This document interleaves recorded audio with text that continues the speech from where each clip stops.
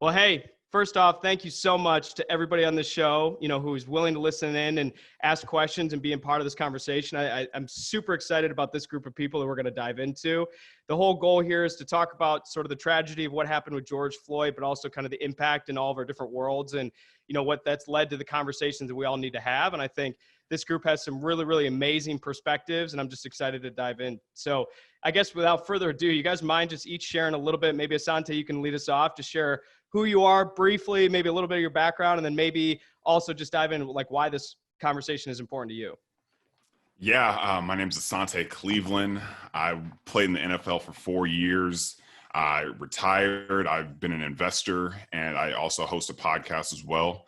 And this topic is incredibly important to me because I'm Black, and my dad was a corrections officer for a long time. So he taught me about how to conduct myself around the police all my life. So just seeing this tragedy was very eye-opening, and not eye-opening, but it was just earth-shaking. That's awesome. Kimberly, maybe you want to dive in and share a little bit about you too? Yes.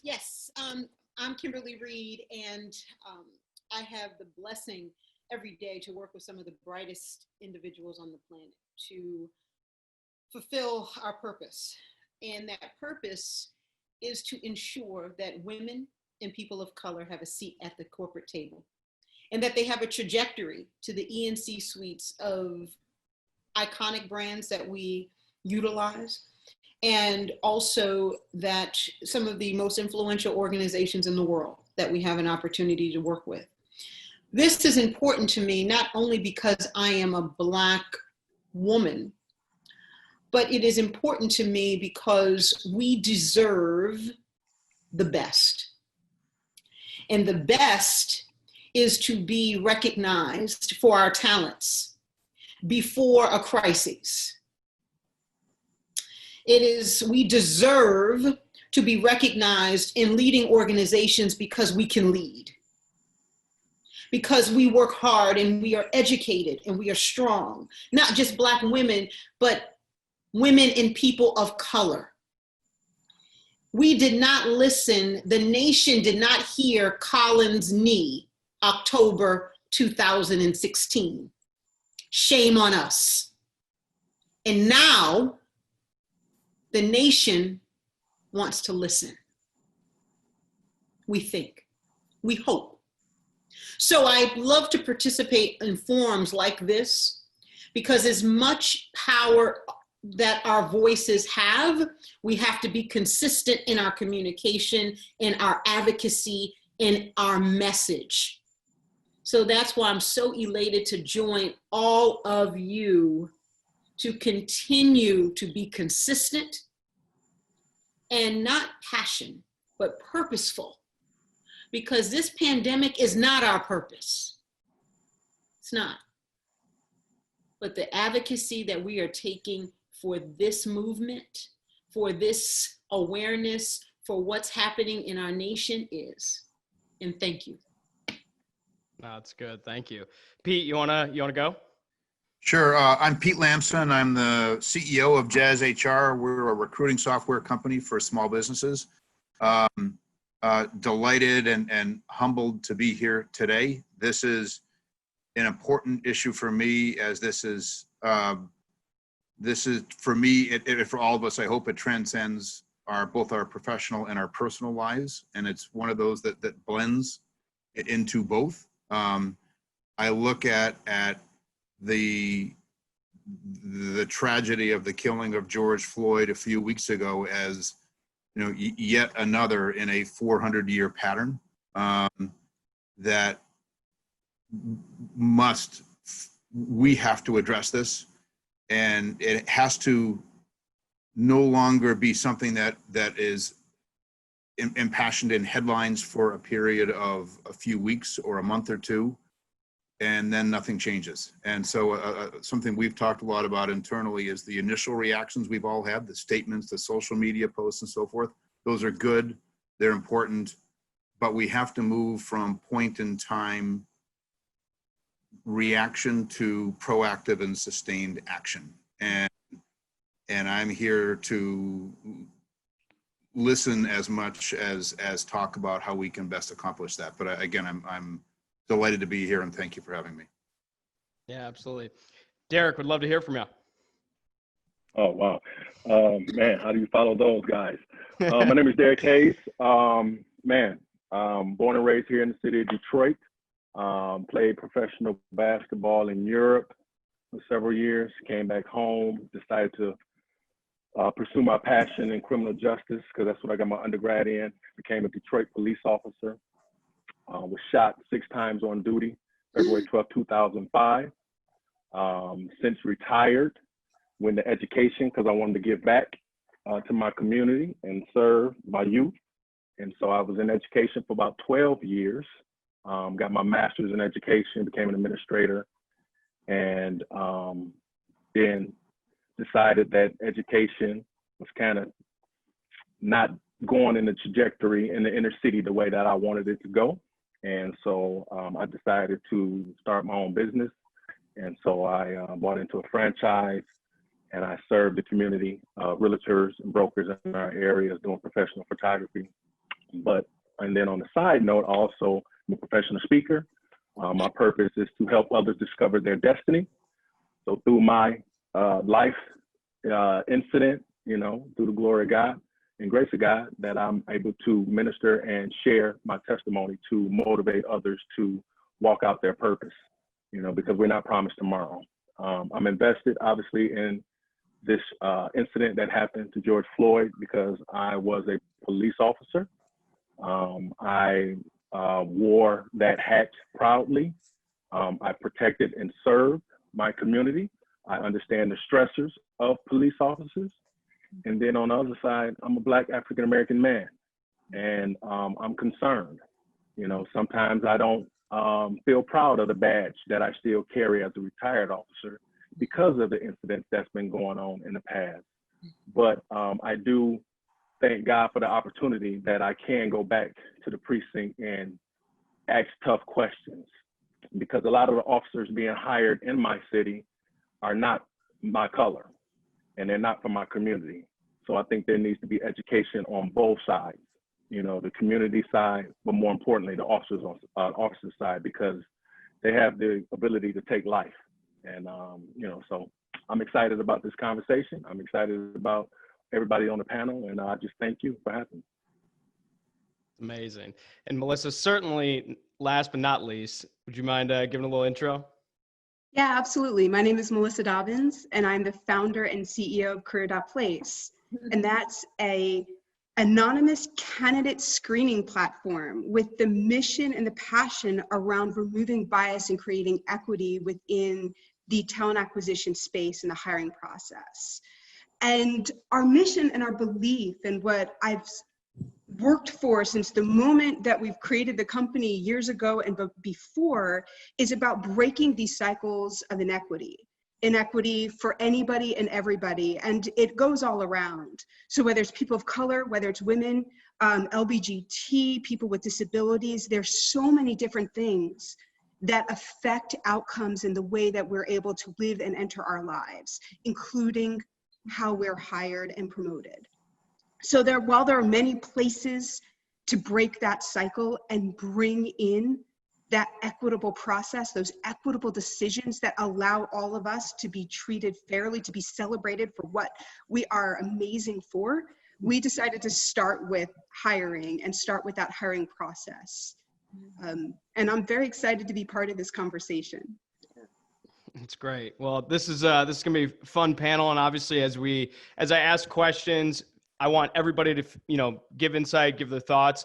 There's maybe some questions not everybody answers, but if you've got a point, maybe raise your hand or whatever. But I hope this is free form, and the intention of the questions are for everybody to answer. So we'll kind of start off on a interesting one. So when this first thing happened with George Floyd and the reaction to it, as a white man, my gut reaction was text my Black friends and say, what can I do to help? And Asante and I were actually kind of laughing about that, was because that was just the overall, I don't know what to do. I want to get involved, but the best thing I can do is text the one Black person I know, or the sphere of my influence in the community. And I think there's a good heart behind that. And I say that as I know a lot of people reacted the same way. I think there's a good heart and a good intention. But my question is that maybe the right thing, or is that the right approach? And what, for one, could we have done well before that? So it wasn't I don't know what to do, I'm going to text one Black person I know, but how do we react going forward to be more involved in the community? So I'd love just kind of people's insights of like, how do we address this? What's the reaction? What should the reaction be? And that's kind of my opening just question. I'd love some thoughts on. Sure. I'll jump on it. Okay. All right. Excellent. Yeah. And I'll follow you. Yeah. So it's funny that, we talked about that. And as I told Matt, like I had multiple white friends text me reaching out saying like, hey, I'm just thinking about you. Mm-hmm. And it was funny to me because like, I've been dealing with this for 28 years. Like this isn't new to me. Like this is just the first time that this shock has really captured other people's attention.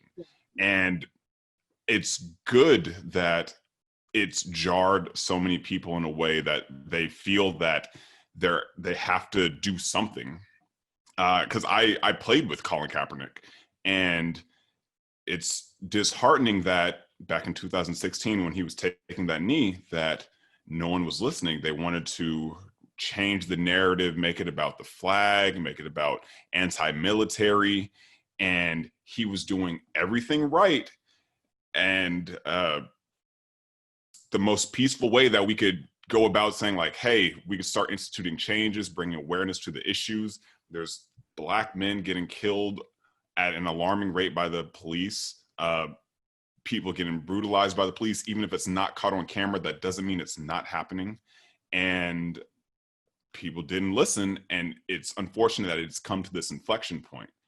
But I think moving forward, it's listening and educating our individual communities on the harsh realities of what goes on in this country.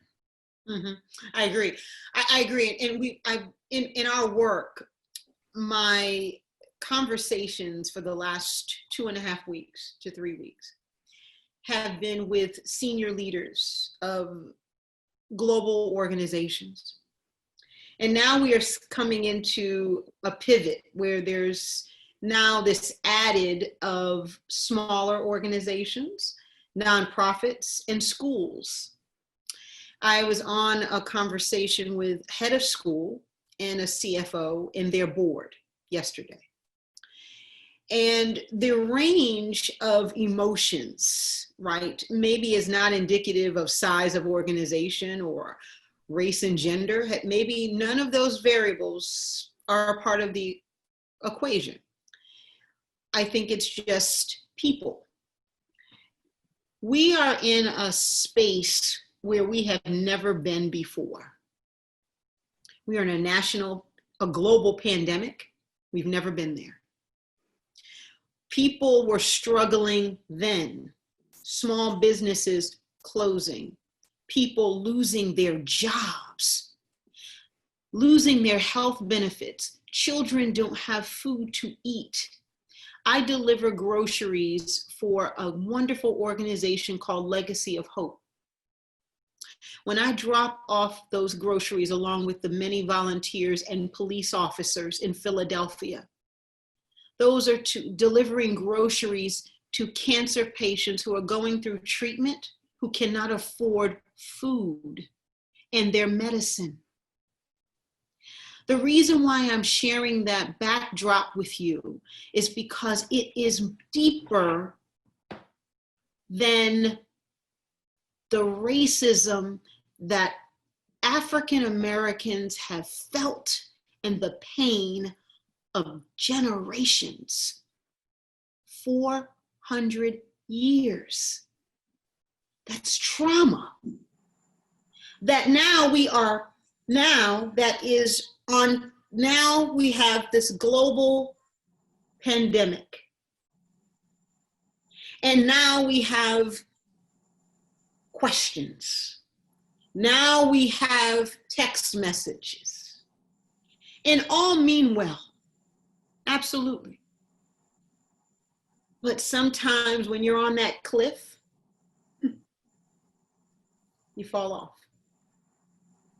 So what I've been telling my clients, new clients, existing clients, be kind to yourselves. And I'm saying this to Caucasian women and men. And I'm saying be kind to themselves, I'm not saying if you are racist, be kind to yourself. I'm not saying that at all. I am saying that if you're with your level of empathy and awareness and wanting to know, how can I help? What can I do? The percentage of people who painted Black Lives Matter in Washington, D.C., because the majority of those folks were white men and women. I'm talking to those people. Be kind to yourself when you make a mistake, when you sent too many texts to your Black friend. But what I will say, and I close this comment, I apologize for going a little long. I just think that it's important, though, that as we lay the foundation of this conversation, that we look at empathy, we look at education, we look at awareness, but we look at action. Because we have a police officer, a retired police officer in this group. We have 2 Black men in this group who look at life from a very different lens than I can even begin or imagine to speak from. So I think that the level of understanding of where we are and how we got here is extremely important to think about. So I promise I'll stop there. No, it's that's good insight. You're good. Good. You're good. It's perfect. Derrick, you got something for us? Yeah, I think, to in the simplest way to answer your question is, no, you was not wrong, 100% wrong in reaching out. Because, your people's silence can be misinterpreted or misconstrued as acceptance. And so I, like probably, Asante, Kimberly, getting text messages from a lot of people and, either apologizing or, saying, hey man, I value you, as a person, I'm glad I know you, and again, what can I do? What can I do? And, to be honest and frank, man, I don't know the answer, right. I do know this though. Call me when stuff is not going on. Reach out to me, text me when, you just say, you know what, I just want to reach out and say hi, because that's the type of person that I am. I call, a lot of my clients, a couple of them had babies and things of that nature and wish them happy Father's Day, congratulations on their baby, and things of that nature, gave gifts. Reach out to me like that. And then once we build a relationship, now you can start understanding the plight because conversations will come up. Asante played athletics. I mean, everybody wasn't African-American on our basketball team. I played in Poland for 2 years. Come on now, got friends that I'm still chiming with on Facebook and just holding conversations and building relationships is the key. And now when things like this happen, it doesn't seem odd to get 20 text messages. Like the only reason why you text me is because this happened. Why you didn't text me when Colin Kaepernick was, trying to take a knee? Why you didn't call me when Breonna Taylor? Why you didn't text me when, Jordan? I mean, we can go back to Malice Green in Detroit back in the day. Right. So there's I think because of the situation, like Kimberly said, we're in a worldwide pandemic. And now I think God is stirring up some things in people that's saying, hey, listen, man, we're going to separate the wheat from the tare. And I need you to understand what's really going on. And so asking, what can I do is good. It's good. Now it's the follow-up because I'm all about follow-up and follow through. What I think is important to keep in mind as these cycles of texts and messages were flying, and I got some very interesting ones from people of all colors and genders, because there was a lot of angst around what do I do? And there were two things that were concerning about early on in some of these conversations and some of these messages that were happening as they were reaching out to me in the D&I space. One was a lot of guilt all over the place. And the problem with guilt is it keeps us bottled up. It doesn't put us in a state of solution, in a state of empowerment. It puts us in a state of defense and almost in a sense of hiding. So there was guilt from people who were white, who were, am I part of the problem? Can I have permission to start becoming part of the solution? And that's what they were looking for. There was guilt from people who were Black and people of color, who were, if I am not going to protest because I can't get COVID because I have a family to provide for, am I not doing my part? Or if I can't answer a question because honestly, I don't know what my white friends are supposed to do, am I not being part of the solution? And so we were creating so much guilt and weight on each other rather than, and I love that, be kind, because if we can get into a state where it's like, let's talk about next steps and what do we do about it, rather than being bottled up in guilt. The other one was a lot of frustration. And the early frustration was, it was almost a sense of the problem is so big, I don't know what to do about it. Very similar to, we look at hunger, and if you look at hunger in terms of world hunger and you want to solve it, you feel very lost. But if you can start by feeding that child and that class and that school, then you can start building up and really becoming part of the solution. So we had to start picking apart the guilt and pulling that away and picking apart the frustration and turning it into empowerment. Because when you can do that, now you're creating a situation, an atmosphere of empowerment. And that's what we spent the first couple of weeks doing with my clients, with my friends, with the community, is just pulling that apart and giving everybody permission to be part of the solution, rather than being so weighed down by not only the problem, but by, am I going to say the wrong thing? Am I going to misstep? Do I have a right to be part of the solution? My answer is always yes. Every man, every woman, everybody should be part of the solution, because then the problem by its very nature has to disappear. So that was one of the things that struck me early on. And one of the other common themes was, please don't make me speak for all people like me, because I can only speak for myself. So I think we got to remember that none of us are able to speak for all people who look like us or check particular demographics that we check, but we can speak from our own hearts. And that voice is very important. That's true. Absolutely. Yeah, that's awesome. Pete, you and I had an offline conversation. We kind of talked about the initial reaction among like just jazz and how you guys have sort of leading an organization with an amazingly diverse, group of employees. Do you mind giving a little insight about sort of just the initial reaction, kind of how you guys have addressed it from an organizational standpoint, whatever you're obviously comfortable.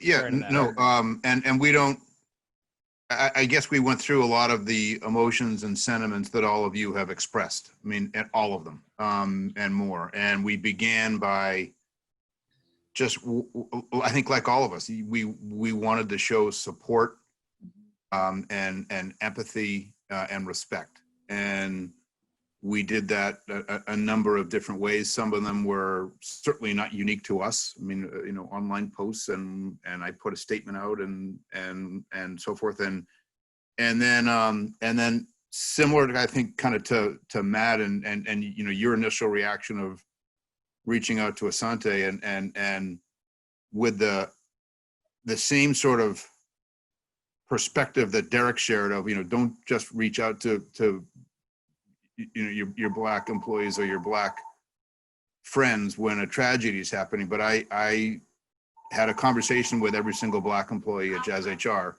as a part of this. And those were emotional and raw, painful and wonderful all at the same time. And yes, we talked about what the tragedy in Minneapolis and my conversation sort of straddled what happened in Atlanta. So some did and some didn't. But we mainly talked about their day-to-day lives, and they shared the examples with me that I think as a privileged white male, it wasn't like I didn't know these things happen in this country every day, but it's so much more personal and real when you're talking to someone who you know and like and respect, and you hear them as an individual, as a person, sharing just the day-to-day challenges that they have to live through every day. That were that it was powerful, and so and emotional, and it still is. And what this has led us to is, and I referenced this sort of in my opening comments, is again, the point in time reactions are good, and we all want to. I think that those point in time reactions honestly are selfishly, and as much as I don't want to admit it, perhaps as much for us as it is as for the people we want to read them, as you know, our African American fellow employees or the LBG community, whoever kind of we're reaching out to. Yes, we want to show empathy and respect, but it's a way that we deal with it as well. And maybe there's value in that, I hope, but I think what's more important in the long run is that we take action, and that we put in sustained things that, I mean, if history tells us anything, this news, as awful as it has been, will get bumped off the headlines. It will, and because it's happened for 400 years. Mm-hmm. So we had a whole host of things. Some of these were already underway for us, but others were new. And so we've got a diversity and inclusion group that's going to be more carry a little more weight than it did before, and it's something we've been paying attention to before, but I think there's more that we can do. We are in the process of rewriting our internal core values to better reflect hopefully who we already are, but who we aspire to be, and we will determine ways to live those every day as well, not just put them up on a wall and check the box and forget about them. Mm-hmm. We've joined the CEO Action Organization. Oh, awesome. Yes, and that was a recommendation of our diversity and inclusion group. Candidly, I was not familiar with them. I learned from them, which was wonderful. I don't like the name of it because it's not about the CEO, it's about the entire organization, including our board of directors, but we're delighted to be a part of that. We are putting together philanthropic committees. We're putting together volunteerism committees with chair people, and again and we're going to determine charters for each as a way that this becomes sustained and just a part of the fabric of who we are as an organization. And if the 80 of us that are JazzHR can make a difference, well, then it's going to be a small sphere of influence. We understand that, but we can start there. And some of these things will work, and some probably won't, right? And we'll course correct over time and do more of what does, and try new things and less of what doesn't. But that's how we've, again, kind of my big focus has been a movement towards sustained action. And I feel like we're taking the right steps. I hope we are, but we're learning every day as well. So anyway, thanks for asking. Yeah, that's great. Yeah. Kim, did you have something? Mark, I did, because, I think that's extremely important, because corporations are really feeling, they're feeling it. They're feeling this, they're feeling this rush to the finish line. And I feel it in the work that we do, because everyone has, not one person that we have talked with has said anything about sustainability. They have said everything about reactive, tactical, and that is it. That is not the equation to sustainability. And Paul, you said it. It's about sustainability, because what they're seeing are these large iconic brands like Nike, like Starbucks, and they learn their lesson once again, running too fast to the finish line. Because I think what happens is that when adversity is your teacher, you learn some things the hard way. Diversity is dynamic. And I think what happens is that when you have these conversations about race, when you are trying to figure out the courageous conversations, when you're trying to chart the course within your organization, yes, it's wonderful that adversity is fueling this solidarity of corporations, of people, right? Because yes, is this new to us? No, it's not. But it is new to many organizations to heighten their awareness, to heighten their efforts, and to make bold statements in the form of letters, to put it in writing now, because that holds them accountable. They've never done that before. And so I'm not turning this into a business conversation, but it is. This is a business. Because at the end of the day, there are politics and money connected to this movement. One company in particular has given $100 million to Black Lives Matter. Do you think that we will be forgiving to that organization if they don't apply action to their plan? Probably. So the reason why I say that also is because for companies and the people of color inside the corporations with real influence to win this race, this time and sustainably, because we have the opportunity to do that. Success is not going to be about competition. That's what this is turning into. Starbucks, Nike, everyone, Google. But I have to say something real quick about Google. They're the only one who's impressed me. The CEO came out with a bold statement, clear and concise goals and objectives. And at that size level, I mean, at that level of that size of company, I should say, that has impressed me. And they have executed already against those goals. And so when I go back to my statement about success is not going to be about competition because we've made it that. Remember what we said earlier about Colin? We missed the knee. We missed that as a nation.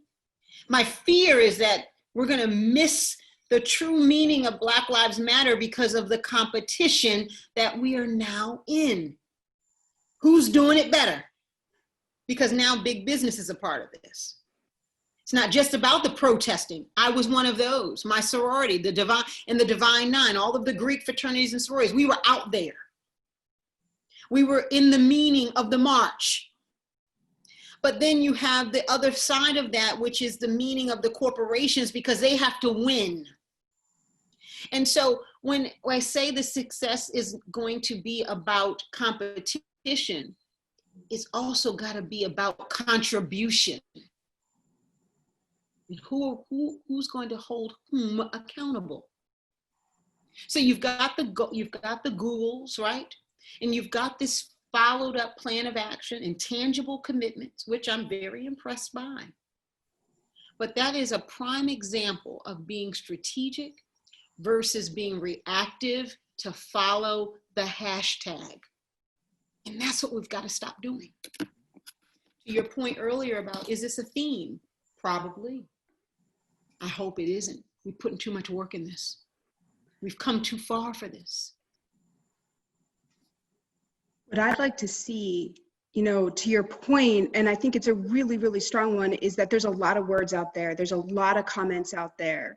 There's a lot of people who believe that awareness training is the beginning, the middle, and the end of a diversity and inclusion initiative, and it is not. No, if we no. don't see behavioral changes, if we don't see a tomorrow that is measurably better than today in key metrics around inclusion, around diversity, and around equity, we are not achieving our goals. And there are two things that I look for when it comes to any of these organizations and what they claim and what they say, no matter how powerful the statements. I want to know two things. is it funded? There are a lot of D&I officers out there. There's a lot of corporations with D&I initiatives, D&I officers, D&I groups. But when it comes to, okay, now I want to execute against a plan, there is no money behind that. They are borrowing, and pleading for every cent. And that is not how change is done. And I want to see power. Because if they cannot influence at the highest levels and the most fundamental behaviors, there will be no change.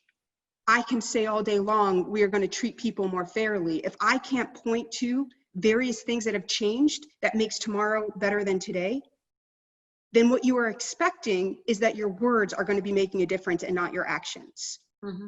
But do you think, let me ask you a question. Do you think that, and maybe this question goes to everyone, but it's based upon something very important that you just said, and I agree with everything you're saying. But as a Black woman, I spent time in corporate America, 15 years, and I worked for some outstanding corporations. I'm educated, advanced degrees.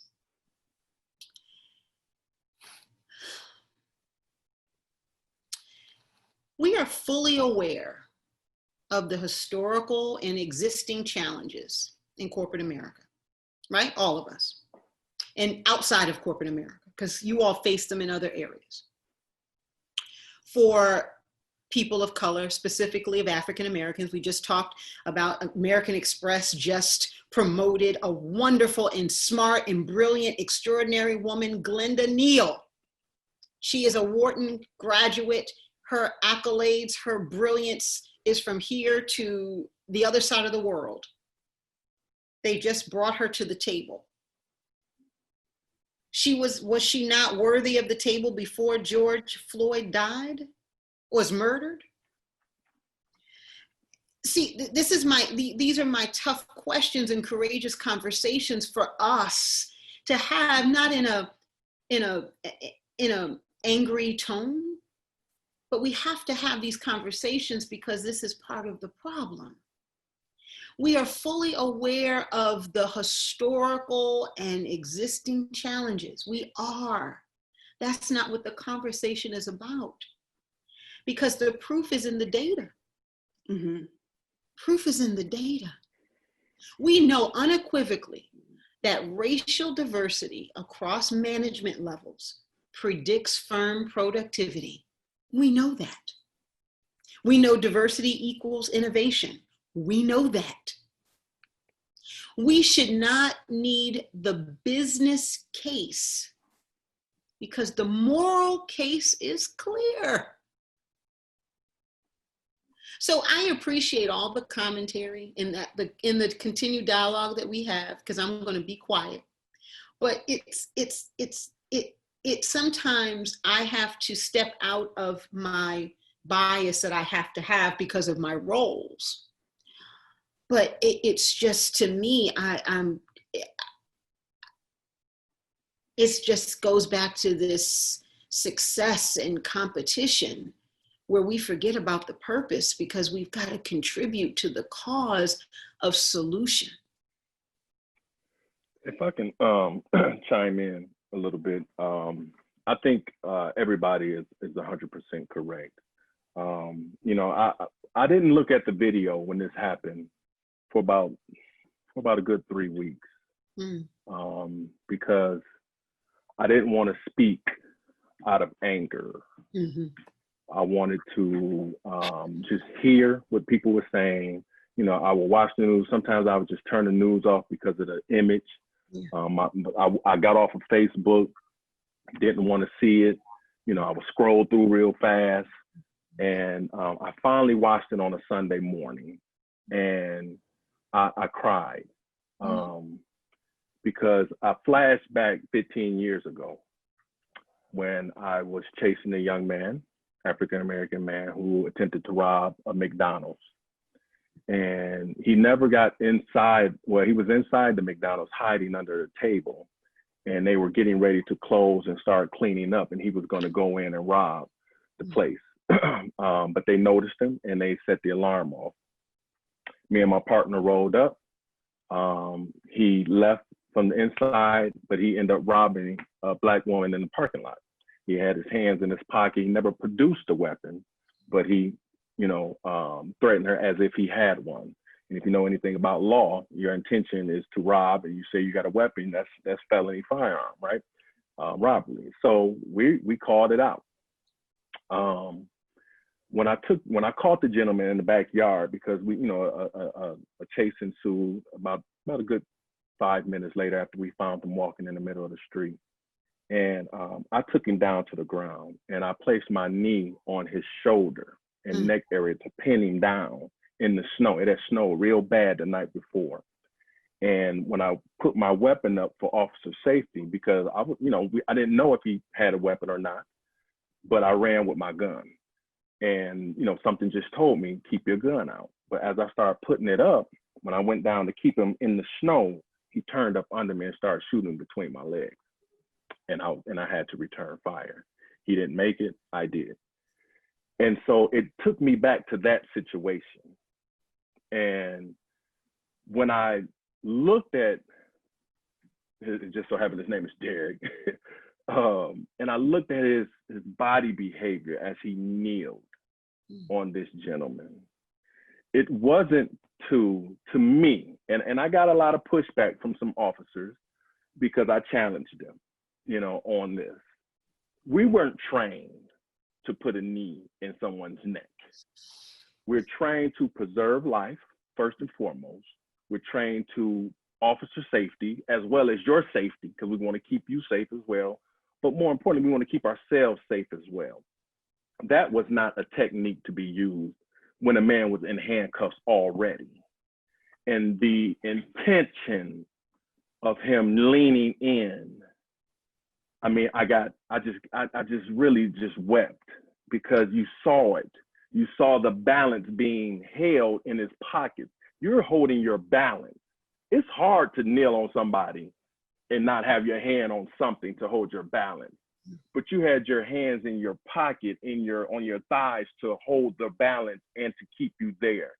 And that just showed intention. Now, however this plays out, I don't know. It has to go through its course. But the proof is in the pudding. And so I say that to say, it starts with, so a man thinketh, so a man should go. There's a mindset that has to be changed in everyone. But more importantly, I believe my white brothers and sisters, because historically there has been an indoctrination that white is better or white is right. Mm-hmm. And when you have a thought like, well, you know what, let me see if I can get involved. What can I do? You have to understand, first and foremost, you're not choosing a side. Because a lot of people think that if I stand up with Black Lives Matter, or if I speak against the injustices that's been going on, that I'm choosing a side from my brothers, my white brothers. Mm-hmm. And you're not choosing a side. Mm-hmm. You got to get that out your mind. I mean, even evangelical Christian pastors that I know, they are feeling threatened by their own members, because if they say something, right, they're like, well, you're choosing a side. What about us? Mm-hmm. What about us? What about us? You're not choosing a side. I've read this statement, and it talks about Jesus going after, the one, the 99 sheep, but he went after the one, or the prodigal son. He concerned about the one. It's not that he's not concerned about the 99, but he's going after the one. And so it's not that you're choosing a side. We're all one race. These, I believe, social constructs have been created to label African Americans, Caucasians, Hispanics, all this stuff, to label a color of individuals or demographic where they come from. But we're all the human race, and life is precious. So we have to start with our mental. We have to start with thinking differently. And it starts there. Now, I love what Nike's doing, Google, Starbucks, all the big corporations. Pete, I hear what you're saying, the social inclusion, diversity inclusion, and it can seem daunting, because even as a public speaker, when you speak, you want to get your message out. So it's almost like you want to do a buckshot approach. So I'm going to do a buckshot approach, and hopefully singles out somebody, and somebody can get the idea and they can run with it, and they know what I'm talking about. But I learned that less is better, and narrowing in on that one individual and speaking to that one purpose-driven life in that person, you will impact a generation to come after that. So as you do these, you know, as a corporation and companies around the world really get involved, you really have to take care of what's in your circle of influence. I can't mentor all children when I talk and mentor, but when I got my 15 this year, I'm focusing on that 15. 3 might listen. 1, I can go away and be like, you know what, I'm good, because that 1 listen. And I know he or she, whether white, black, brown, Hispanic, anything, if they can get it, they can change their mindset. And it's like a trickle effect. You know, I'm big on relationships. Big on relationships. Because, you know, if you just put this together and, hey, you know, it looks good on the outside, but when you cut in that cake and there's glass in there and it's charred and rocks, but on the outside of the cake, it looks good, it's not, it's defeating its purpose. You have to really get in with the people in your circle of influence. And that's inviting them to your picnic, into your home. It might look strange to your neighbors. Who are these? These are my employees. These are people that I fellowship with and I care about. Because if they can change their mindset as well, that not all white people are bad, all police officers are not bad, you know, then they can teach their children, and their children can teach their children. You know, I have 3 Black African-American men, grown men, one 23, 22, and the other one back there, he's 15. And Dale, my son, is at Notre Dame University, plays football there. Derrick just graduated. He's going into law school this fall. And I've been teaching them since they were youth how to interact with police officers. Because see, the world says all police officers are bad. They racial discriminate and things like that. I showed them techniques that I learned to keep me safe. So when I walk up to a car, I'm bladed. My hand is on my weapon because you just don't know. It took 36 seconds from the time I jumped out of my scout car till I was shooting for my life. You don't know that one incident. Police officers die from domestic violence runs at a large percentage. They're walking up to a house and a man or woman in the inside shoot out the door. They're gone. They don't know. So there's techniques that they have. It doesn't mean that they are threatening you. It's a technique that they're learning. So when they pull up and you pull over or they pull you over, keep your hands at 10 and 2, roll your window down, have your driver's license, proof of insurance, and registrations ready. When they get there, they're gonna walk up and they're gonna be bladed. It's not a threat. They're not scared of you, you know. And so I have to teach that. And so now my sons will teach their sons. And that's how we change generational disposition, you know. And so it starts with us and the people in your influence, if that makes sense. No, that's great. And that was going to be one of the, I mean, we talked about, you know, how do you make generational changes? And this is going to be probably a pretty tough question, but, you know, what is something that's a well-intended thing a white person does that's actually maybe racist or actually is something that's wrong or taken offended? I guess coming from, I mean, I grew up playing sports and I grew up interacting like a wide range of people, but there's tons of my own very bubbled sphere of influence. And my, like, I guess question to anybody on this would be, you know, what's something that I, as a white man, unintentionally would, you know, have done that came across as racist or came across as wrong? Or I hope you guys get the question there. I'm just wondering, like, what am I doing that I'm not even thinking about that's so ingrained in my culture, so ingrained where I come from, that's coming across as wrong or ill-intentioned or what like that? I'd love just kind of some perspective along that line. Go ahead, Derrick. You go first. Go ahead, ladies first. No, it's funny because it's hard for me to answer that question, and I'll tell you why. I grew up in Boston, Woburn, and my dad was an air pilot in the Air Force, and Hanscom Air Force Base, we also spent time at. Then I moved to Connecticut. So I grew up in Connecticut. So I grew up in a diverse neighborhood per se, but I didn't see a lot of kids that looked like me until I was about 5 or 6. And so, but my dad was very, and you probably say, well, what's very, very Black? But my dad was, he grew up, my dad's 77, and my mom grew up in Georgia. She went to Bethune-Cookman College. She pledged sorority. She did all of those things. My dad went to college late in life and finished late in life. He went to Northeastern University. He says, my mom is no longer with us, but my dad says, if it wasn't for your mama, I wouldn't have graduated college, right? Because she did all his homework. Now I could say that because his degree is confirmed, right? And so, and my dad is my hero. He is my hero. And it's just the two of us, meaning because I'm an only child. So we have a big family, a lot of love and all of that. The reason why I bring that up is because, do I worry about him? Yeah. I worry about him because he plays golf at country clubs where he would have never been able to step foot on.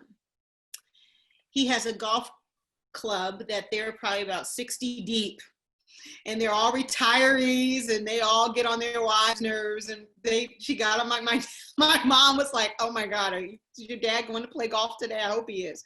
And so they go play golf, and one of the people at the country club said to my dad when he pulled up, or what he didn't say when he pulled up, was to get his clubs out of the trunk, but he got everyone else's out. And the older gentleman that was behind my dad waiting, because they pull up the cars and they take everyone's clubs out, and the man who was a white man said, hey boy, my dad is 77 years old.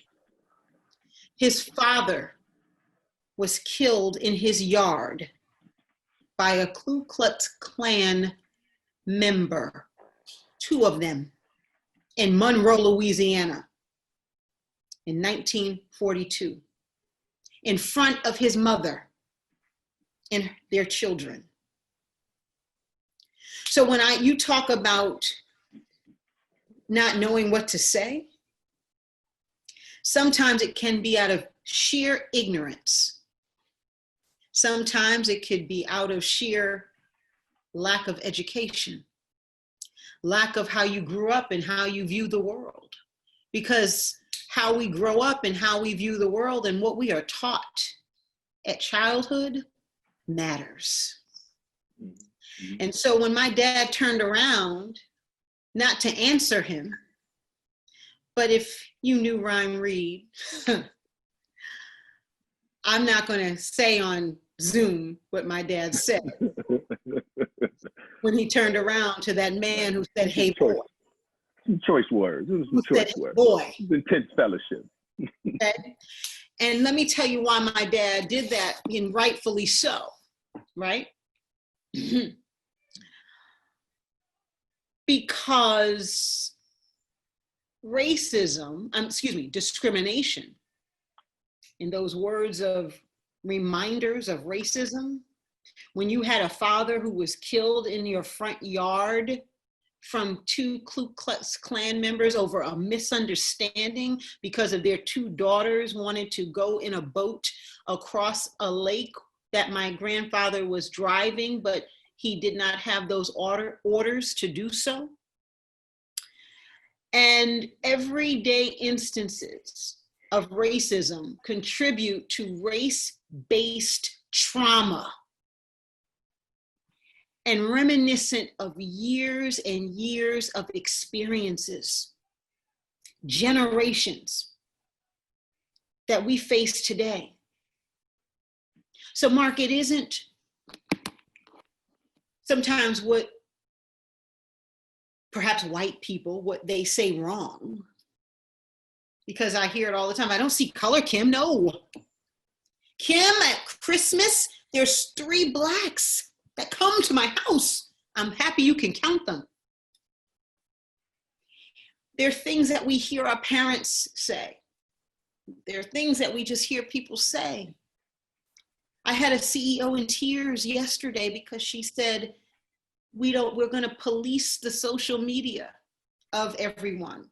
And a Black person went black, no pun intended, because she said police social media. And she was in tears because that was not her intention. She forgot in that moment what the word how the word police would land on an African-American woman that just saw the video that made Derrick cry. So I say that those stories, bits of excerpts of stories, to say, once again, be kind to yourselves, but be aware and communicate and ask the question before you ask. Because the trigger of this generational trauma that is still here and fresh for many of African Americans, something so small as police. And I'm not trivializing what she said, but policing social media, but triggered the video that made Derrick cry. Hey boy, that made my dad not just think of being a Black boy in Louisiana, but two Ku Klux Klan's members killing his father.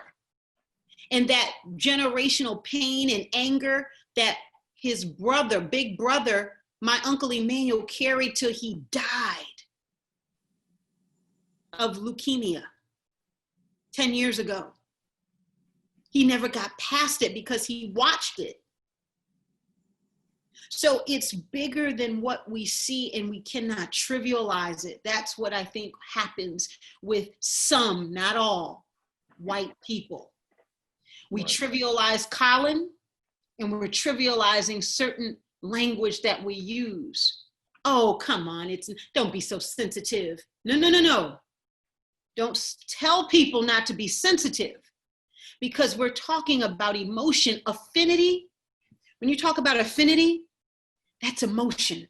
Cognitive diversity is emotion. And that's now you're talking about psychological. In my work, I am no psychologist, but sometimes I feel like it. But diversity, equality, and inclusion, I don't use equity, that I have my reasons, another session, another call for another day. But diversity, equality, and inclusion for major corporations that I work with, and when I go in to speak to them, it is not a message of textbook. You will never hear me give someone a book. What I do say is diversity needs to be, and white people need to remember that it is seen, it needs to be seen, it needs to be deliberate, it needs to be learned, it needs to be valued, and it needs to be evolutionary. And that evolution of learning, compassion, and understanding is going to help with that. Kim, I don't see color. Oh, Kim, stop being so sensitive. Oh, Kim, I'm a Black woman, and I'm not even comparing what Derrick shared about, not even close to what he shared with his sons, or what they have to do when a cop pulls them over. I live in blessed to live in a beautiful, beautiful development that I work hard to do. And at 3:00 in the morning, I came home from my girlfriend's home. We had a girls' night. I wasn't drinking, I was just driving home late. And I didn't put on my blinker as quickly as the cop wanted me to. So I left it on when he pulled me over so he could see it was still on.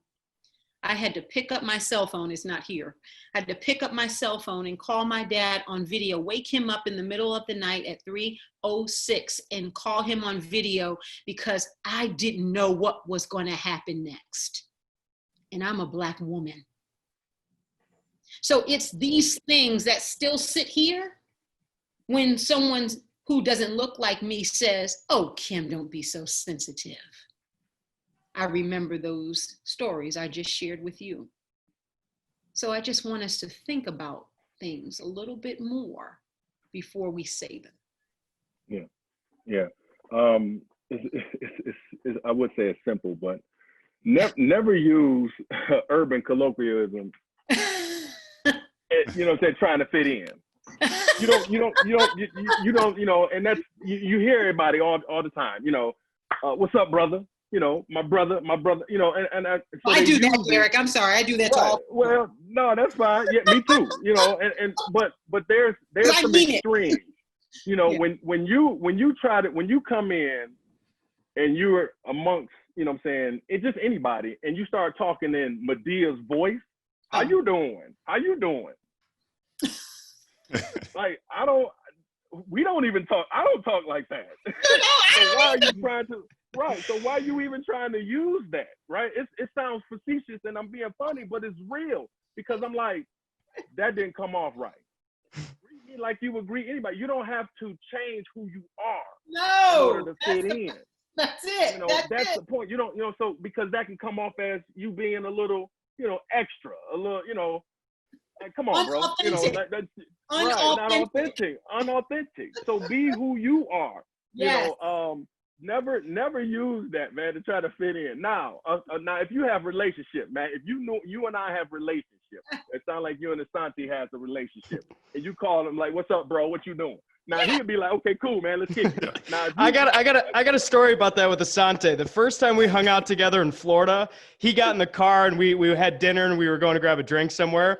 And I remember him getting in the car. I was like, "What kind of music you like?" And he kind of smirked. He's like, "Well, rap." And I was like, "Okay, well, I didn't want to assume, like, it was like a genuine, like, I didn't want to assume that. It was like, we're both young guys, like, typically young guys like rap. But again, it was like one of those, like, okay, now we're good. We can talk, like, but I totally can get that. You see somebody who walk in, all of a sudden they're trying to act far too cool than they should. And it's probably coming across pretty offensive.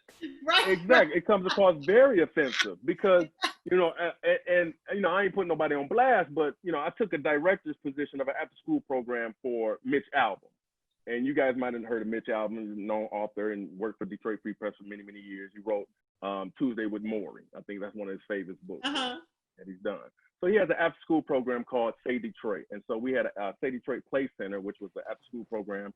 Our mission was to, on top of my tongue, I put it together. But anyway, so the executive director, he grew up in the city of Detroit way before it really, became black. But nonetheless, he grew up in the city of Detroit, and he just tried to put that on. So anyway, so it was my wife at the time, my kids, a couple of other directors, students, parents and stuff, all in the after-school program. And he came in and he addressed everybody like that. And everybody's mouth just kind of was like, did he just talk to us? Like, and I was like, Mike, I said, man, you okay? He's like, what? I was watching Medea last night. And I'm sitting there looking like, no, you weren't. You don't watch Medea, bro. You know what I'm saying? I mean, it's just crazy. And I'm like, Mike, you kind of go extra. He was like, what are you saying? I said, man, some stuff you say, man, is offensive. And I had to pull his coattail on one other thing. He said, man, came in, and I think, honestly, I just think he was just trying to, I don't know, just be cool. But he said, man, on the way to work today, he said, I see a lot of people lined up at the bank and at the corner store.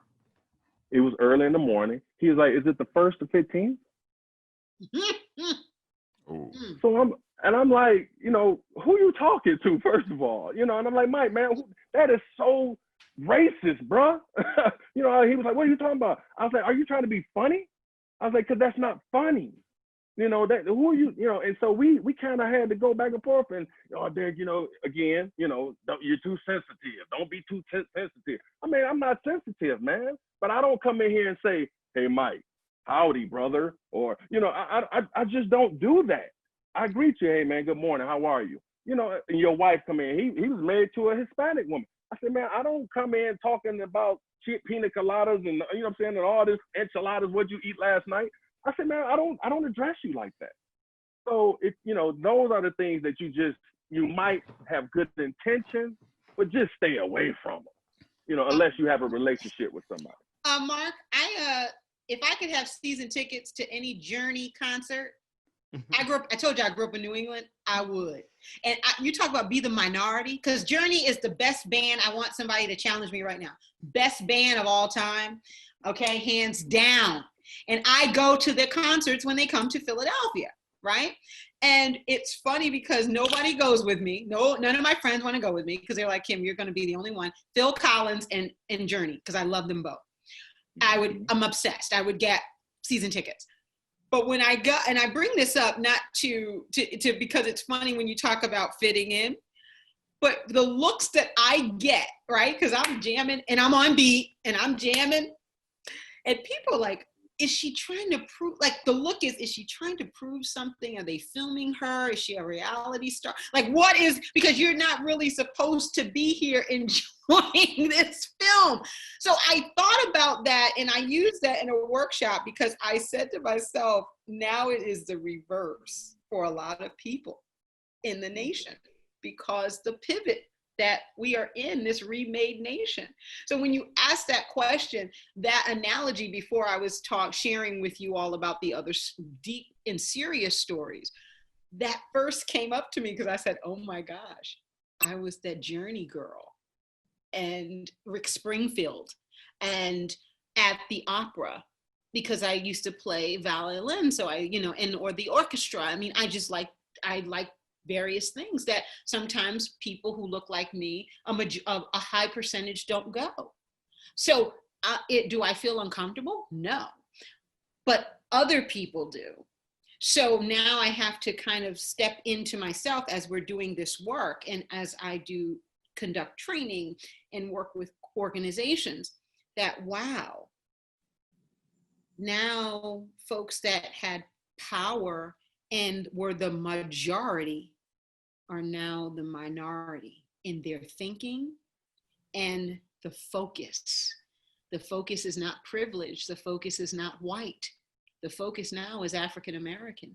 The focus is now families who are losing their children and people to violence. The focus is no longer COVID. The focus is Black Lives Matter. That's it. And so are we going to get racial fatigue? I hope not. But something inside of me says that we will. Asante, I got a question for you and kind of your experience. What's been the difference of like this whole conversation being in the NFL versus like non-NFL standard working world? What's sort of been how that's perspective? And Derrick, you've played pro sports as well too, but I'd love to, Asante, your perspective on that. Well, it's funny that you bring up the NFL during this situation because Vic Fangio, he's the head coach for the Denver Broncos, recently came out saying that he doesn't see any racism within the NFL. What? And exactly. It's funny because it's like there's Black players and all that, but when it comes to the decision makers, there's 2, 3 GMs, 2 head coaches, no owners, where the league is majority African American. 70%. Yeah. And for me, and Derrick, I'm sure you'll resonate with this as well. As a Black man, a large Black man, I'm 6'5", I feel the constant pressure of always trying to present myself as not a threat. Of the way I carry myself, how if I'm walking by a white lady, if I'm just like going on my little daily walk, I go out of my way to wave, smile, to acknowledge her in a way to where it's pleasant. I don't know what her past experiences are with Black people or whatever preconceived biases she has.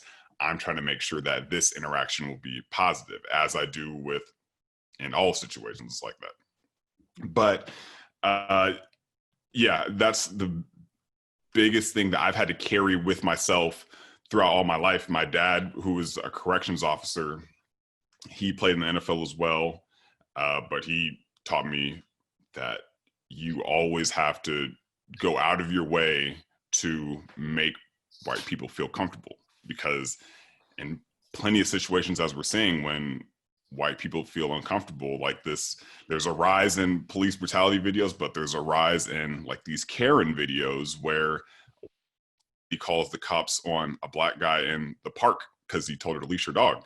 And she calls the police, changes her voice. There's a black man threatening my life. And that could have very easily been the last day of that man's life. If this was, let's say, 30, 40 years earlier, he could have been dead. That could have been the worst possible situation for him. So, yeah, it's just always being very cognizant of how I present myself to white people. So taking the conversation a little bit, I think all of us have kind of alluded to in different ways, and knowing each of our backgrounds, we're all pretty driven, focused people. And I think goals are one thing we all like to hit in our life. And so one question I'd love just to extend to the group is like, a year from now, how do we define this as like we've successfully taken a step towards fixing the problem? Like, what does that tangibly look like? And I'm not saying it needs to be a certain metric or KPI, but I mean, what is literally like, how can we all say it's not going to, it's not perfect, but we've taken steps towards improving it. We've taken steps towards making, Asante, you just not having to go out of your way to wave it. You just both wave at each other and it's just a normal interaction. But what would be sort of a goal that we all can say that like we hit, we achieved, we made the world a better place? What does that look like a year from now, 6 months from now, when this isn't a headlines? But yeah, I'd love thoughts on that. Doozy of a question, I know. How do we fix this? But I think, first of all, a year is a very short time frame. I mean, we cannot go fast enough, but we also have to understand that we're unraveling a lot. And there's so much that we need to start untangling, that when we talk about things like unconscious bias, I mean, there's bias where I don't care what you call it, it's very conscious, right? But then there is something underneath that. I was having a conversation the other day with a self-proclaimed inclusionary individual. I'm not going to give away who they are. It was a white male in power in the company that he worked for. And I had posed a question. I set him up. I admit it, but I posed a question to him to just start to show him how many layers that they have to start dealing with. Is I asked about criminal background. Would you hire someone with a criminal background? And I just kept layering in a little information.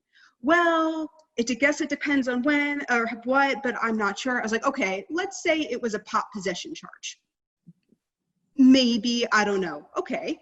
Let's say it was a pot possession charge back when they were 19 years old. They're about 40 now. So it happened in the past. And, you got a little bit of hesitance, but basically the overall take was, I'd rather someone without a criminal record to someone with a criminal record. It's like, great. Now let me explain what you just said.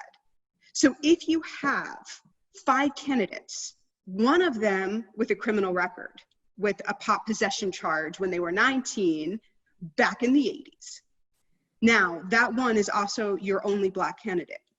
Does that mean that's the only person on your panel that maybe had pot when they were 19? Probably not. But if you look at the data of who was getting charged and who was getting off with a warning, you can start seeing what probably happened. So we are not just inheriting bias based on the color of your skin. We are inheriting bias based on the behavioral patterns over long periods of time based on those demographics, on the fact that a Black man would be far more likely to be charged for pot possession than their white male counterpart for the exact same thing at the exact same time. But it's being hidden because of other biases, of other assumptions that have been piled on top of it. So we need to start chipping away at each and every one of those and start pulling them apart. Some of them are going to be nice and straightforward. Like in the world, and this is my comfort zone, in the world of hiring, remove not only any requirements around criminal records that are, let's say, non-violent, non-sexual offense for certain positions, things like that, but don't even know about them because they will sway your opinion. So remove them from your record, from your decision-making process, and start blinding out as much of that as you can so that you can very fairly compare. It is a step, but we have decades and decades and decades of bias and of discrimination and unequal outcomes that we're trying to unravel. We have decades of people of color, of women who have not been promoted. So they disappear by mid-management. You can't suddenly have them in the C-suite. It'd be fantastic, but we've just not cultivated enough of them. So we need to see the women, the people of color being cultivated through the ranks. So maybe not in 1 year, but 5 years and 10 years, we got to see a lot more equality across that chain. And that's just one example. So that question of what do we want to see in 1 year, I want to see a lot more steps to equal opportunity than now. I want to see a lot more actionable insights for how people behave and how people treat each other in their communities. But I want to see progression. So this is what we're doing now, but this is then what we're going to do next, and what we're going to do next, and what we're going to do next. So that my kids and your kids and everyone else's kids are dealing with a lot less of that burden than we are. And their kids deal with even less. And let's turn that cycle backwards. Man, that's a loaded question. I think it varies from profession to profession. Mm-hmm. But for me, what I would like seeing is really the overhaul of our education system, especially in the inner city. We have so many different, I'm not for sure if you guys are, familiar with charter schools and, defunding of public schools and, not a lot of homeowners in the city of Detroit, property taxes, which fund public schools, not there. And, there has to be a overhaul of education, because the whole preschool to prison pipeline is real. The large disparity in disciplinary actions from the inner city to the suburbs is laughable. The African-American kids in the suburbs that parents take them out to try to give them a better education, they're being disciplined 5 to 10 times more than, their average white counterparts. The graduation rate is just, atrocious. It's the education system has to be just really overhauled. And with that being said, because we're talking about policing in community, this has been pushed to the forefront. I say this and I say it all the time. When I go back to fatal force training in the academy, they ask me to come back and speak to officers that's in the academy about my incident.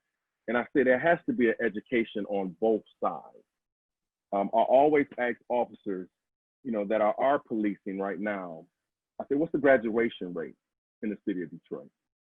What's the percentage of households fathers are not in them?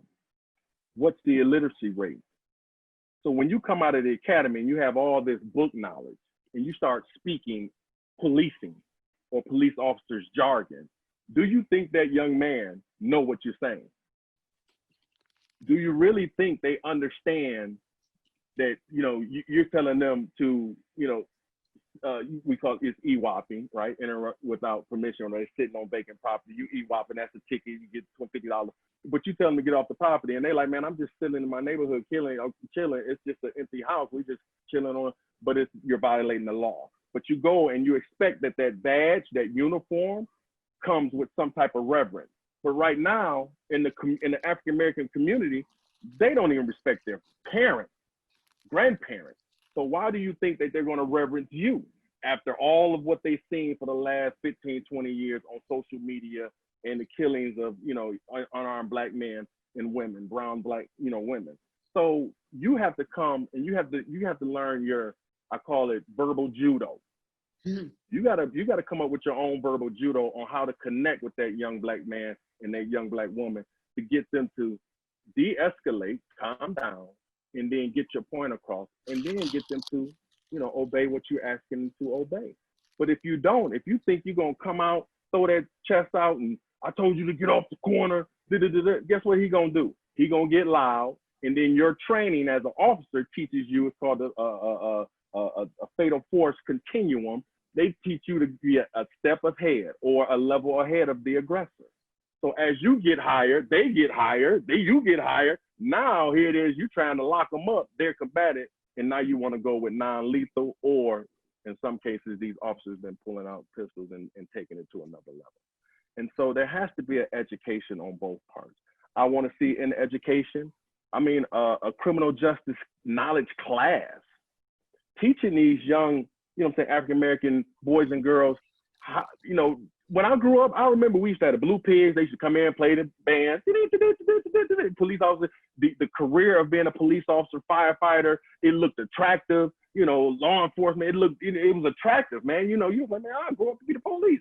Ain't nobody trying to be the police right now because it doesn't look attractive to them. It's not appealing, And so I need to see more community involvement in the school system, not outside at a community center, because the people that's going to attend that are all the senior citizens, older people in the community. You're not reaching Pookie and Ray Ray, and Pookie and Ray, but you're not reaching them, in the neighborhood. You're not but because you're not at those places. You need to go to where they're congregating, they're hanging out, and all of them going to school because mama and them want them out the house. So they're going to school. So you got to get in the school system. You have to. It's mandatory that you get in the school system, and your presence don't have to be there because something happened. It's just your normal routine of stopping by, meeting people, understanding, learning their names. When I got shot, and I'm gonna leave it on this. When I got shot, there was more community people at the hospital coming to see me with gifts and cards because I took time out to stop by their house to check on their son and daughter and make sure they was going to class. Or had a couple of young men who was asleep. Mama couldn't get him out the bed. They called me and my partner was able to go through, get him out the bed and take him to school. You're going to school, man. You have to have your education. So those are the things that, you don't hear about that a lot of police officers are doing. But you can't be there always because you need to lock somebody up or somebody got in trouble. You got to be there because that's just your everyday thing. As an educator, as an administrator at a high school, I stood at the door every day and I greeted the kids with a high five, a holy hug for the girls, and I learned names. And when I didn't see somebody for a couple of days and I said, Tony, where you been, man? I ain't seen you in a week. He was like, how you know I wasn't here? Because I noticed, man. And then now they come to my office, Mr. Hayes, my mama been locked up. I've been getting my brothers and sisters to school, man. We hungry, we don't have no food. Bam. I can pull my resources and get Tony and his kid and his brothers and sisters some assistance and help. But when they go in the classroom and that teacher treats them like anybody else, and they don't look like them, and they don't ask the questions, and they don't sit down and talk, but it's always, Tony, you sleep in my classroom, go see Mr. Hayes. Tony, you this, here's a referral. They come to me, I'm an investigator. I'm like, okay, so what's the problem? They tell me all day long, I haven't eaten, I'm hungry, I've been up all night, my mama got in a fight, X, Y, and Z, my daddy, I get all of that. So I share the information with the teachers, but the teachers, you need to do that yourself. And then you can reach that child and you see change. So, it has to be education on both parts, and that's what I would like to see in a year or so, but for me, in my circle of influence, that's what I've been doing, and I can live with that. Yeah. I think for me, I don't know if I would say a year. I wouldn't put a time frame on it. This is not a structured event. We may have a surge for this global pandemic we're still in, this remade nation that we are in. Folks are going back to a remade workforce, remade workplace. Wear masks on our faces. Some of us wear masks on our faces and still get followed in a very high tax district in New Jersey. Just because I have on a mask. And I could clearly, because I'm blessed, afford the 4 items in my hand. So I don't know if I'll say a year. What I will say is, to everybody listening and my fellow great panelists, Pete, Asante, Derrick, Melissa, and the host with the most, Matt. Thinking about an ex-boyfriend.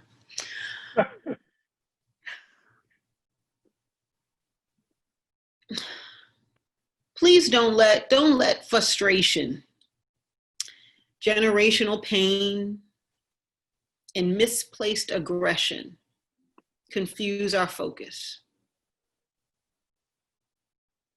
We've got to stay hungry for justice. Systemic racism,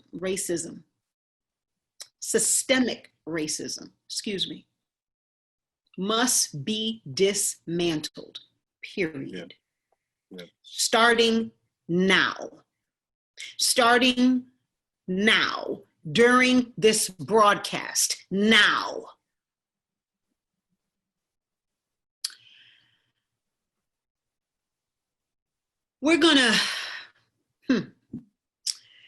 I'm just trying to think about what this is, because a year is funny, but as I mentioned, I stick to my guns on that one. We're going through the life-changing, painful, and downright tough times in America and our lives right now. Right now. So, do we pick up a book to understand race and racism in America? Maybe. What I think would sum it up for me is a great quote. I see color and I honor you. I value your input. I will be educated about your lived experiences. I will work against the racism that harms you. You are beautiful.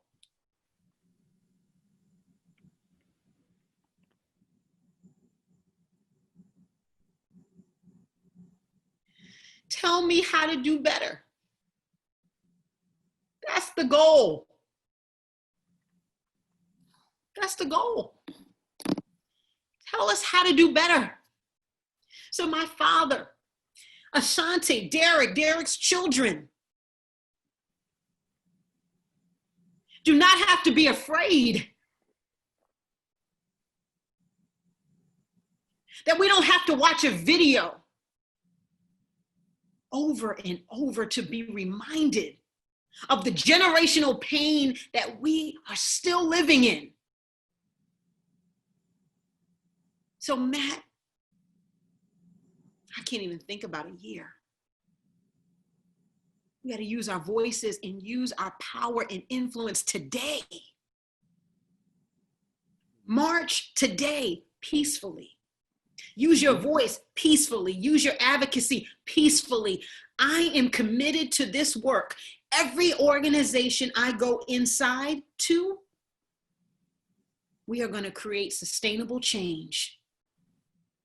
We're going to have courageous conversations. We're not throwing training at the problem, but we will include it in the strategy because it's needed, because people have to be aware. We need empathy. We got to be kind to ourselves. and allow us to make some mistakes along the way because we've never been here before. So yeah, do I get teary? Sure I do. Because there's a level of humanity here. That's the moral issue. Because it's great that we have Black Lives Matter, we have a hashtag, we have corporations that are trying to be successful in this whole competition and not contribute to the movement or the cause to move the needle. Okay. But I go back to that quote. Because African Americans, all people are beautiful. But when Colin took that knee in October 2016, and we didn't hear him as a nation, shame on us. That was 4 years ago, Matt. You asked me about 1 year. There's no comparison. So we as a nation need to vote. We need to show up and vote. We need to use our voice. Corporations need to continue to use their funding for the right things that matter. To shift the narrative of education, to my brother Derrick's point. To change the narrative about not all cops. Just like we need to shift the narrative, not all Blacks. Because this Black woman, that's a babe. Because I'm Black and educated.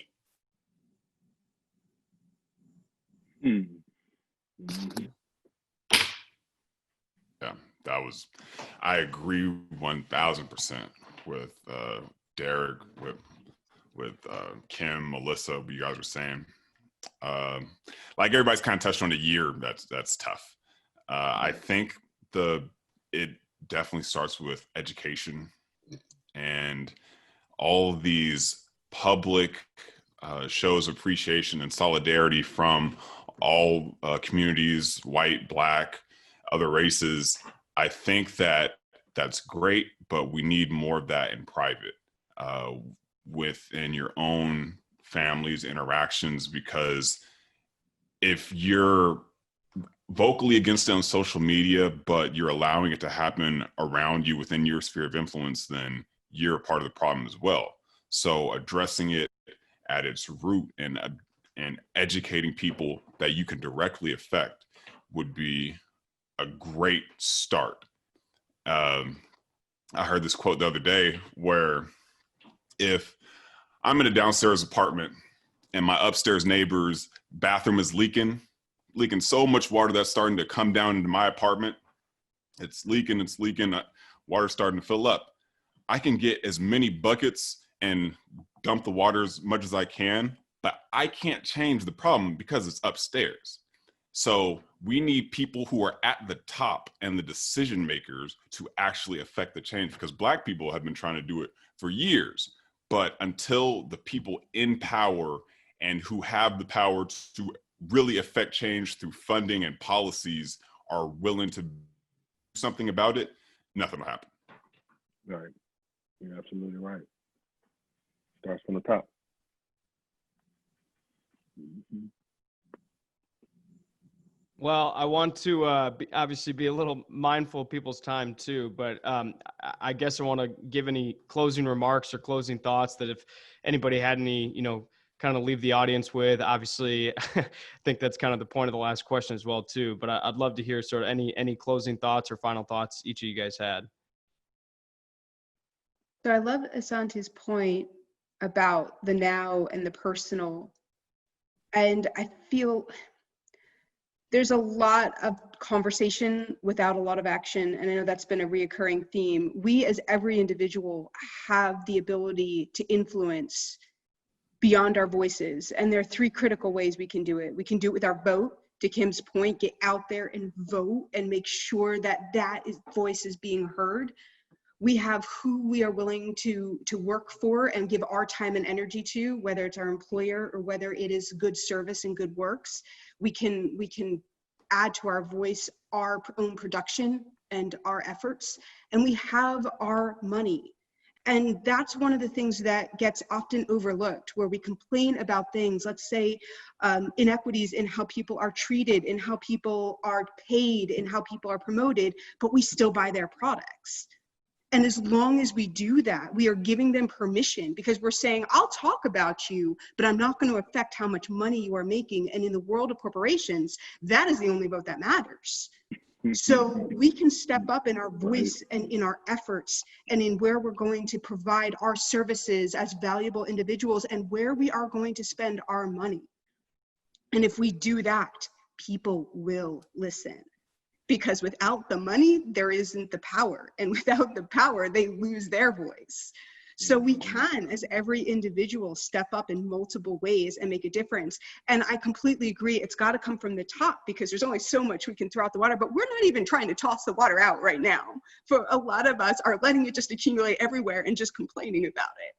So let's step up. And for those who are listening, for those who want to be participants, remember that we have those three options, and stop buying products from companies who are doing bad things, and stop giving your time and effort, or lack there of time and effort, to things that make a big difference and that are worthy causes.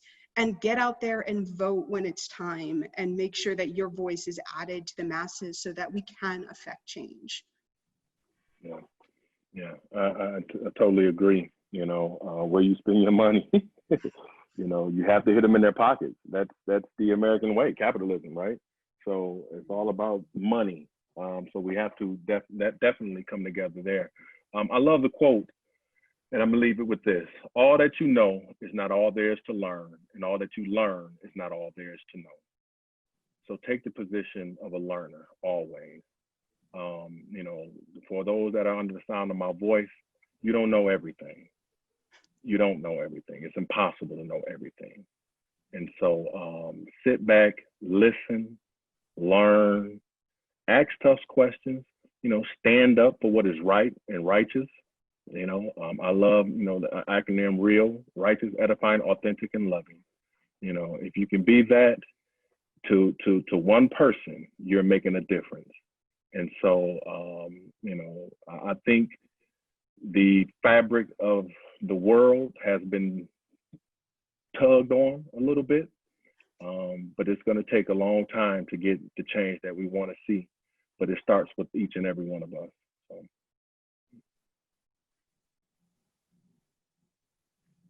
Yeah, and that's a heck of a quote. Yeah, it comes back down to listening and understanding, and having these sorts of tough conversations. And I know that at the end of this, I've learned so much just from hearing other people's perspectives and what you guys have all been through individually through the corporate spaces. So just take time to listen and try to understand where someone's coming from. Pete, you can go first. I was going to say, I think that it's going to be you know, speaking for maybe for some of us in corporate America and those who have the ability to influence what's happening on, at least within our own organizations, to avoid the window dressing. Yeah. You know, I'm going to out BLM the next person or the next company in a marketing slogan. We're not trying to sell French fries. And I'm worried about that. Yeah. Like, genuinely. And I'm not, obviously not a Black American. I can never know what that's like, but I can listen, I can learn, I can have empathy, and I can help steer the right way. And a key piece of it is, and I like what you said, Kimberly, about give ourselves the permission to make mistakes, because that'll happen. Mm-hmm. Genuine, and if we're authentic and we're not pandering, and we stay with it in a sustained way, it's unimaginable to me that we can't make progress. So that's what we're going to do. Yeah. And Pete, keep staying and stay encouraged. You have a big job, and you all are, what I've learned, you all are doing some some really good steps. And it's a step in a journey. And allow yourselves to evolve and keep up the good work. I'm going to say this too, because of all of what you all have said. And thank you for this opportunity. I have to hop right off after we kind of finish up. But thank you for this opportunity, Matt. Thank you, Asante, Derrick, Melissa, Pete, to allow me to share this platform with you, to share and to talk about something so vital in our nation. And I mean that. I look forward to keeping in touch with all of you and staying connected in some way, because I believe our voices are important. And I meant what I said earlier. You got to be kind to yourself. I'm not talking to the racist that we see on television. Not talking to the folks that are really trying, our allies. That's who I'm talking to. It's okay to make mistakes. It's okay to say something and then ask, or it's okay to communicate. It is our job to have some empathy and to give you a little grace because you are an ally. But I also will say there is a shared accountability for us to understand each other and our experiences and how we show up in the world and what contributes to that pain and what contributes to that happiness on both sides of us. And just understand that our pain may be a little deeper, a little stronger, and a little more relevant. But still be kind to yourself. You're not going to get this right on the first time. We live in complex times when complex solutions are needed and where a one solution for all approach no longer works. Global pandemic, a heinous crimes in the African American community. Diversity is a journey. And like any journey, it requires navigation and care. That's where empathy comes in. This is no different. Just remember adversity. This is adversity, and it is our teacher. The lessons we learn is going to set history.